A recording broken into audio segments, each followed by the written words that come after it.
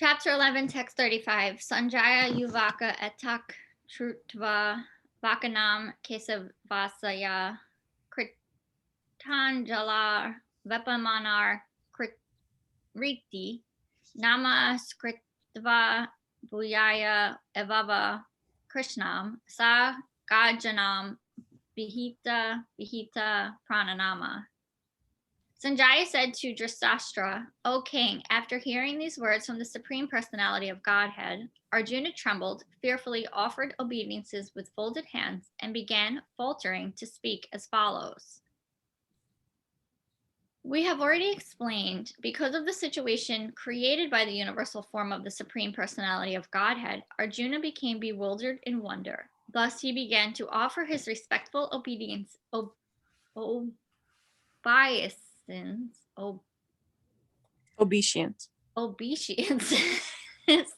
to Krishna again and again. And with faltering voice, he began to pray, not as a friend, but as a devotee in wonder. Text 36.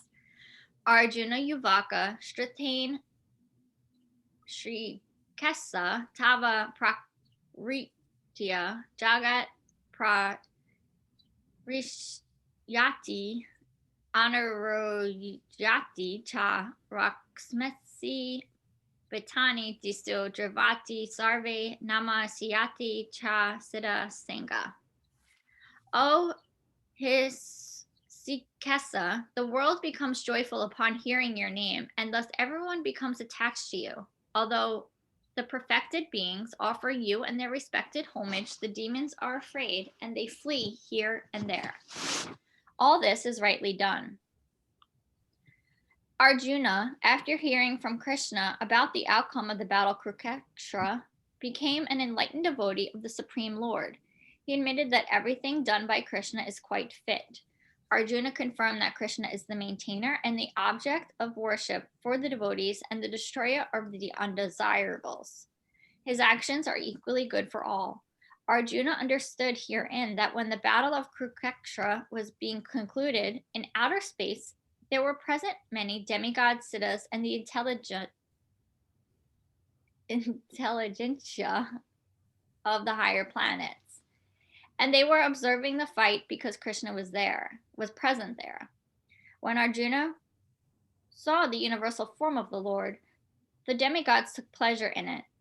But others, who were demons and atheists, could not stand it when the Lord was praised. Out of their natural fear of the devastating form of the Supreme Personality of Godhead, they fled. Krishna's treatment of the devotees and the atheists is praised by Arjuna. In all cases, the devotee glorifies the Lord because he knows that whatever he does is good for all. 37. Kasmakcha te na namaran mahatman Garyasi Brahmano P. Adi Kartri Ananta Devesa Jaga Nivasa Tavam Aksaram Sad Asat Tad Param Yat. O great one, who stands above even Brahma, you are the original master. Why should they not offer their homage up to you, O limitless one, O refuge of the universe? You are the invincible source, the cause of all causes, transcendental to this material manifestation. By offering of obeisances, Arjuna indicates that Krishna is worshipable by everyone. He is all-pervading, and he is the soul of every soul. Arjuna is addressing Krishna as Mahatma, which means that he is the most magnanimous and unlimited. Anatta indicates that there is nothing which is not covered by the influence of energy of the Supreme Lord, and Devesa means that he is the controller of all demigods and is above them. He is the center of the whole universe. Arjuna also thought that it was fitting that all the perfect living entities and all powerful demigods offer their respectful obeisances unto him, because no one is greater than him. He especially mentions that Krishna is greater than Brahma because Brahma is created by him. Brahma is born out of the lotus stem grown from the navel abdomen of Garbhodakshaya Vishnu, who is Krishna's plenary expansion. Therefore, Brahma and Lord Shiva, who is born of Brahma, and all the other demigods must offer their respectful obeisances. Thus, the Lord is respected by Lord Shiva and Brahma and similar other demigods. The word Aksharam is very significant because this material creation is subject to destruction. But the Lord is above this material creation. He is the cause of all causes, and being so, he is superior to all conditioned souls within this material nature, as well as the material cosmic manifestation itself. He is therefore the great all supreme. Text 38. Tavam Adi Deva Purusha Puranas Tavam Asaya Visvasaya Param Nidayam Vitasi Vidyam Cha Param Cha Dharma Tevya Tatam Visvam Anatta Rupa. You are the original personality, the Godhead. You are the only sanctuary of this manifested cosmic world. You know everything, and you are all that is knowable. You are above the material modes. O limitless form. This whole cosmic manifestation is pervaded by you.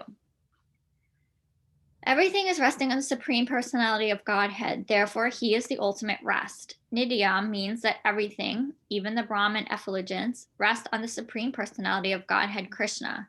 He is the knower of everything that is happening in the world, and if the knowledge has any end, he is the end of all knowledge. Therefore, he is the known and the knowable. He is the object of knowledge because he is all pervading. Because he is the cause of spiritual world, he is transcendental. He is also the chief personality in the transcendental world. Text 39. Vayar Yama Ganar Varuna Sasanka Prajapatis Tavam Prapitamahascha Namo Namaste Stu Sahara Kritva Punascha Bhuyo Pi Namo Namaste. You are air, fire, water, and you are the moon. You are the supreme controller and the grandfather. Thus I offer my respectful obeisances unto you 1,000 times, and again, and yet again. The Lord is addressed here as air because air is the most important representation of all the demigods, being all pervasive. Arjuna also addresses Krishna as the grandfather because he is the father of Brahma, the first living creature in the universe. Text 40. Nama Purastad Atha Purasthathas Te Namo Stu Te Sarvata Eva Sarva Anatta Viryamita Vikramas Tavam Sarvam Samapunosi Tatu Si Sarva. Obeisances from the front, from behind, and from all sides. O unbounded power, you are the master of limitless might. You are the all-pervading, and thus you are everything. Out of loving ecstasy for Krishna, his friend Arjuna is offering his respects from all sides. He is accepting that he is the master of all potencies and all prowess, and far superior to all great warriors assembled on the battlefield. It is said in the Vishnu Purana, Yo Yam Tavagato Deva Semapam Devata Gano Sa Tavam Eva Shagat Shrishta Yata Sarva Gatu Bhavan. Whoever comes before you, even if he be a demigod, is created by you, O Supreme Personality of Godhead. 41 and 42. Sa Heti Matva Prasabam Yad Yuktam He Krishna Ye Yadava He Saketi Ajnata Mahimanham Tivadam Maya Pramadat Pranaya Yena Vapi Yak Kiva Hastram Asat Krito Si Vihara Sayasana Bojen Nesu Eko Ta Vapi Akyuta Tat Sakasam Tat Kasamaye Tavam Aham Aprameyam.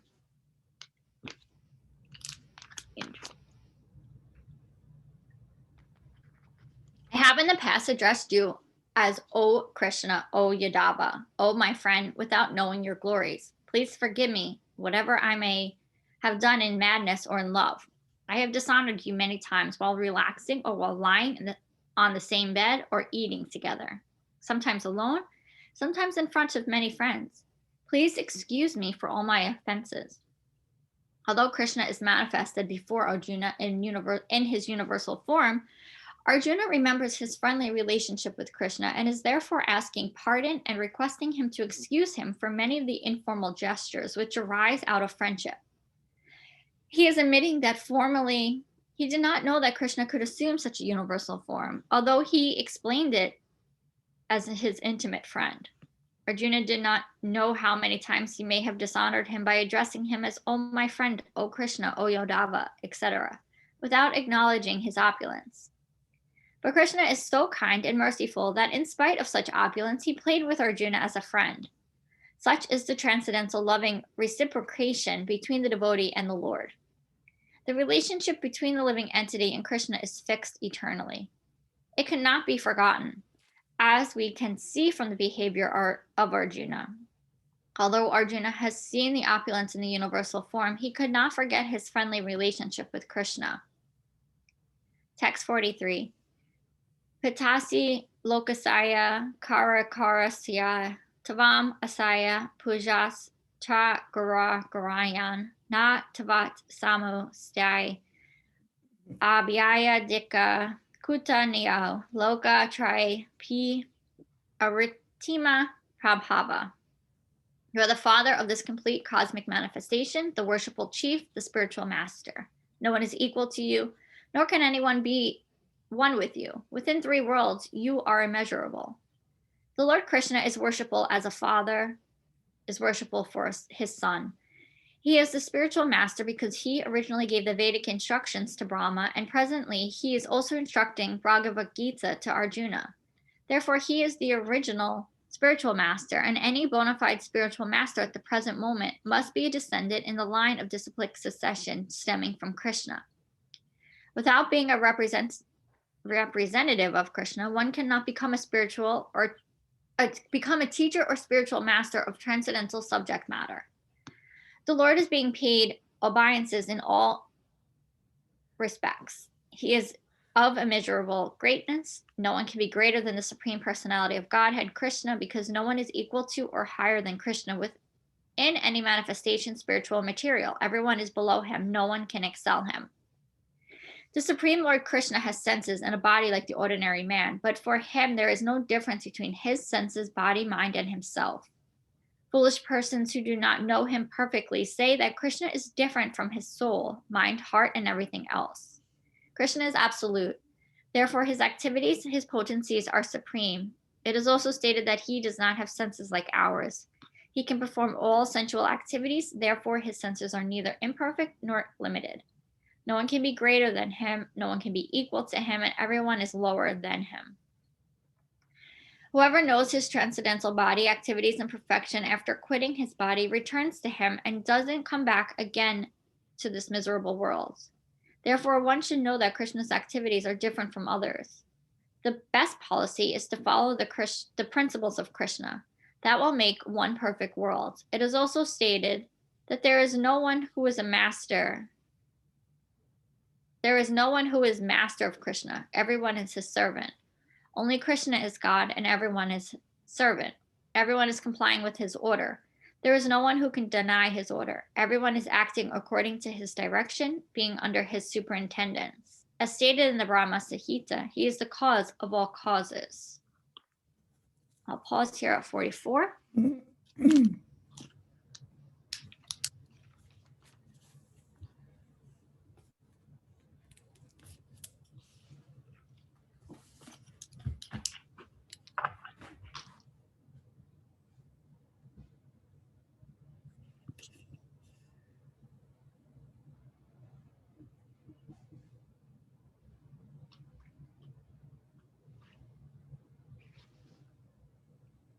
I feel like when he was talking about being his friend, I had like an aha moment to this whole thing.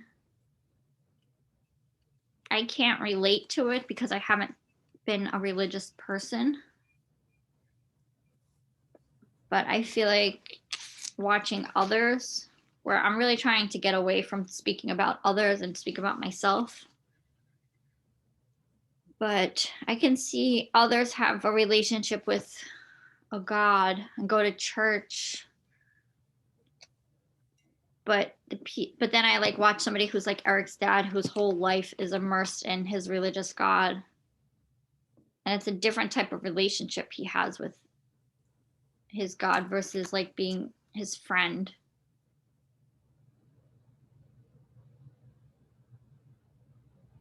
Yeah, there's kind of like a sweetness to the idea of the bhakti. Like there's like all these different rasas or flavors of love for Krishna in the tradition. And that idea of like the safety of a friendship, there's like a sweetness to it. It's definitely different than the idea of a universal principle. Well, I can even go ahead. like the idea of people that I know we spoke about this like so many times, but I keep coming back to it. Like the idea of someone that goes to church only on Sundays and considers themselves this religious person versus someone like I was speaking to someone the other day, and I was speaking about my post on Facebook, and I had hesitated posting on Facebook, but I needed people's support in a way, like when about Kramer that day, like before I knew he was gonna recover. But she said when she saw that post, when she sees any post like that, she immediately stops what she's doing and prays. And I thought that was so beautiful and powerful. And she's like, that's why you did it. She's like, you need those prayers. Um, and people that are like that can just stop what they're doing and take a moment to pray in whatever form that looks like, whether it's just like either closing or opening your eyes or just taking a moment, like one breath to just send some sort of loving energy to that focus. Regardless of the outcome, like it didn't matter if Kramer lived or died. It's just that moment of prayer. That I think is where I can see how beautiful that part of this teaching could be. So then like people will get mad at their God if things aren't going their way, right? Like, but they have more of a friend relationship with them. They're not completely devoted to them, I guess. Well, that depends on the person. Yeah. Like if you're very devout, then there's a surrendering that happens where you submit to the will of God. Yeah. Like whatever's happening is what's supposed to happen. So that's the hardest part. Yeah, it's hard. Like it takes a very elevated person to get to that place. But like I've also known people personally who like just gave up on certain religions because they got mad that, the idea that they had of God didn't serve, only good things happening in their lives. I loved yesterday or whatever day it was when we read about Krishna's nasty form. Mm-hmm. The teeth. Yeah. And I'm like, yes, that to me is more real, like to believe that someone isn't just like this perfect thing, that there's a bad to this creature, this universal energy too. And that's the part that we as humans have to live with. Like this person isn't just going to come in and fix everything all the time. Like it's all part of the plan. Right. That's the beauty of it. Like there's a decimation involved too, which is what this tradition teaches. And I think, I appreciate that kind of honesty. I think it's all good all the time. I understand transcending the duality of good and bad and the labeling of that, and understanding that if there's a dissolution, it doesn't necessarily have to mean that it's bad or negative, but the idea that like, tell me what the whole thing encompasses so I know what to expect. There's nothing worse than like someone coming and telling you like, God is all good, God is only going to give you boons, God is only going to give you blessing, and then, you know, bad stuff happens to you and it kind of bursts your worldview. It's I feel like it's better to be prepared Yeah. for life.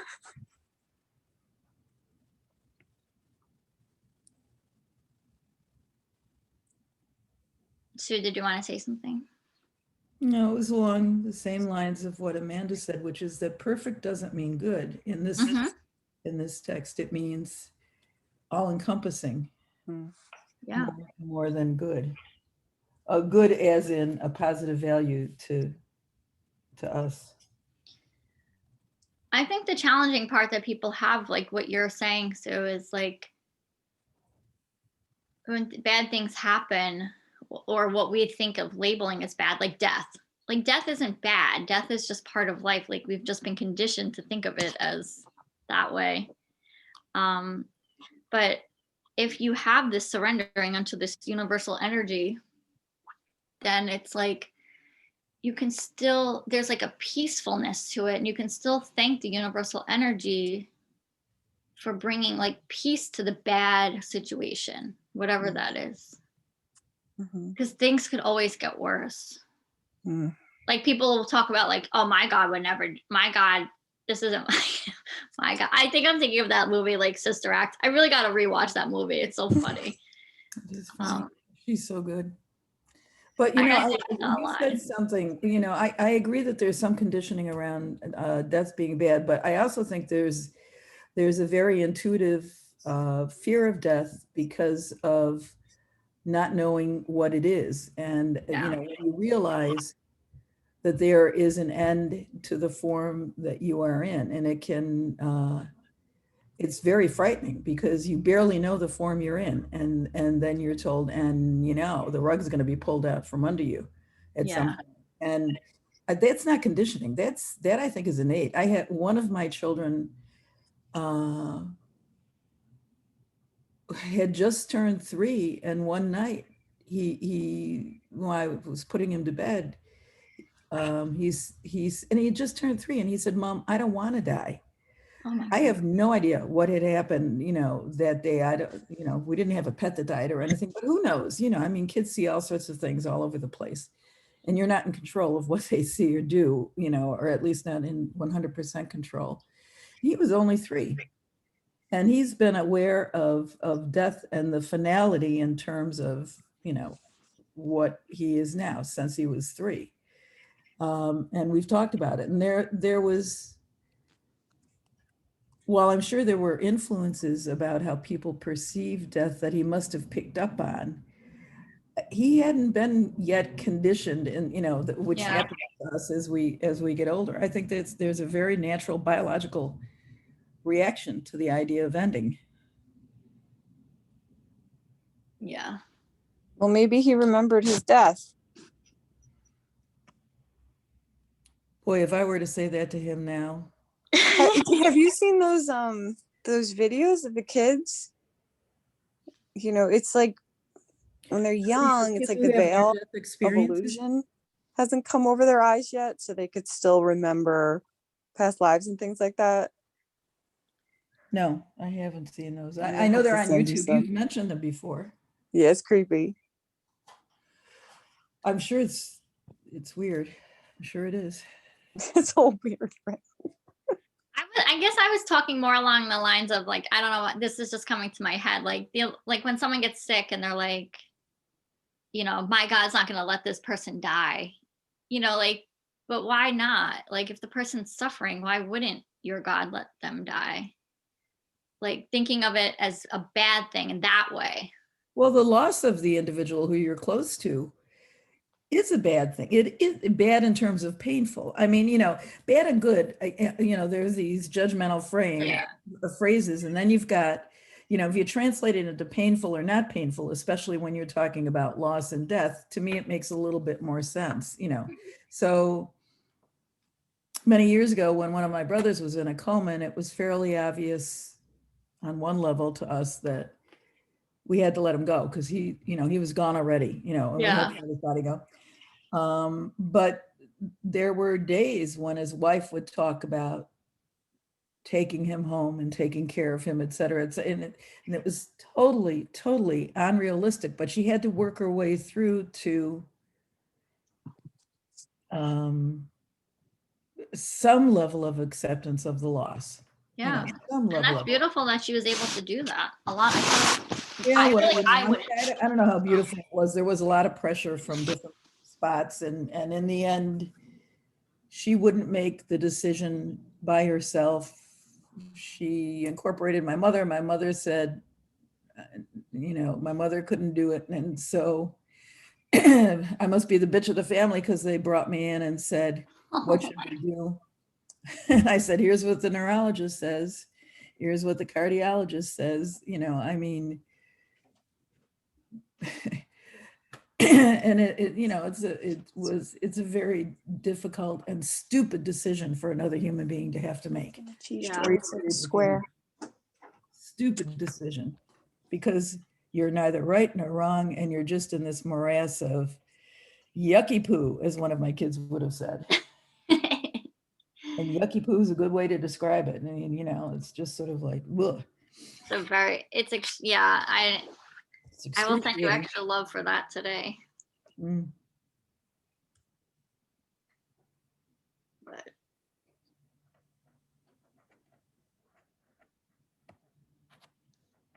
yeah.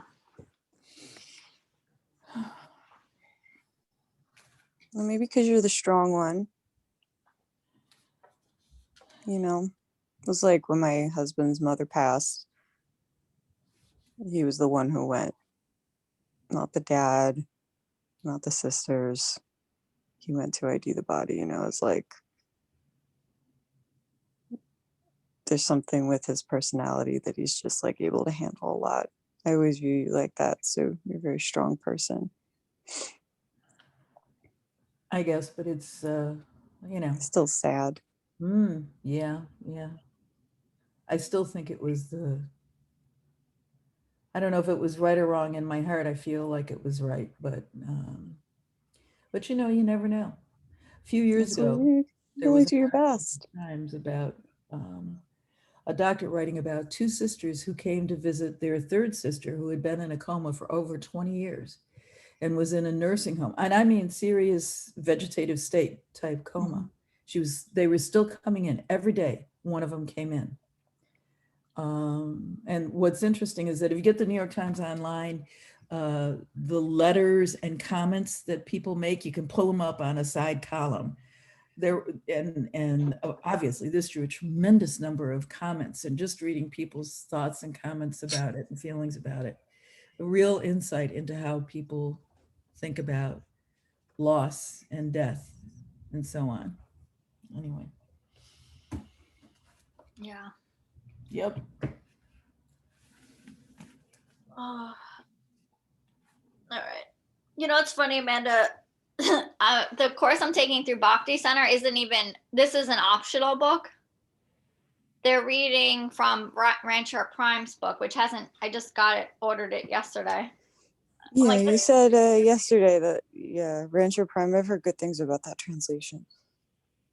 Yeah, so I'll share with you guys as I learn anything to bring. I just think it's funny. I'm like, this must be like the super intense version to study. Which one? The one that the Bhakti group recommends, or the one that we're reading? No, the one we're reading is like the super Bhakti, like for probably advanced course Bhakti studies.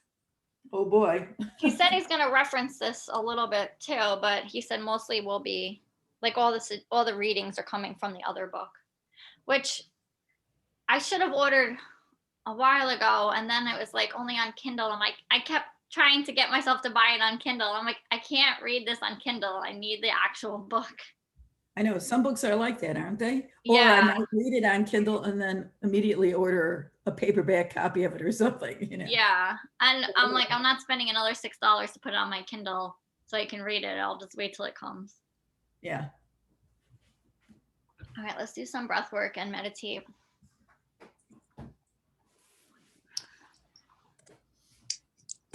Have a good weekend if you have to drop early. Have Yeah, a good you weekend, too. ladies. Looks like another gorgeous day. Yeah, but I think a little chilly, 60s. I feel like it's been colder than usual. Like I feel like my window should be open already. Yeah, because we're coming up on Mother's Day, and that's usually when you can plant tomatoes and stuff like that. At least that's when I put in tomatoes. Maybe that's why Yeah. they die. Oh well, because it's too cold. Anyway. Yeah. Well, have a Okay. happy Mother's Day weekend too, all of you. Thank you. Yeah, happy Mother's Day. You too. And there's many different kinds of moms. So What? there's mother is such a great term. There's a lot of different kinds of moms. So happy Mother's Day to you. Oh, too, yes. Shauna. Me, me, Kramer dog mommy. Oh, I mean other things too. Oh. It's maternal taking care of, you know? It's Yeah. Okay, I'm gonna mute. Okay. Sitting up nice and tall, just taking a few breaths in through the nose, out through the nose, and then taking a few rounds of your alternate nostril breath.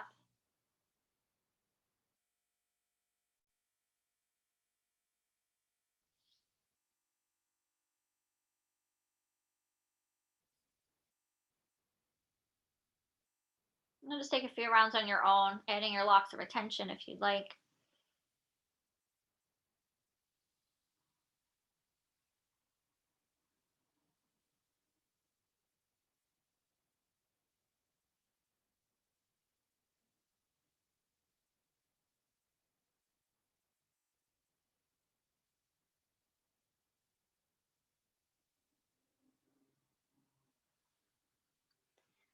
Now exhale out the left side, taking your time.